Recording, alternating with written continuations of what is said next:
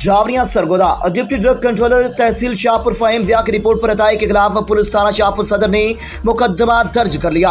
तफसीलात के मुताबिक Faheem Zia deputy drug controller तहसील शाहपुर ने वेगुवाल की अताई अहमद इकबाल वल्द गुलाम जिलानी साकन चक नंबर 67 शमालिक अल नूर मेडिकल स्टोर में दौरान चेकिंग गैर रजिस्टर्ड अद्वियात बरामद करके फार्म 5 पर चालान किया और अल नूर मेडिकल स्टोर सील कर दिया था और इन्हें जुर्म की पादाश पुलिस को भेजे गए मरातला में मौक़िफ़ अख्तियार किया कि मोहम्मद इकबाल सप्लायर्स जो कि गैर रजिस्टर्ड अद्वियात सप्लाई करता है को शामिल तफ्तीश किया जाए।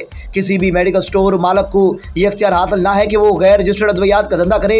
ये काबिल दस्त अंदाजी पुलिस जुर्म है जिस पर पुलिस थाना शाहपुर सदर ने मुलज़म अताई अहमद इकबाल के खिलाफ मुकदमा दर्ज कर लिया। रिपोर्ट हाजी जफर अब्बास, तहसील रिपोर्टर शाहपुर जावरिया।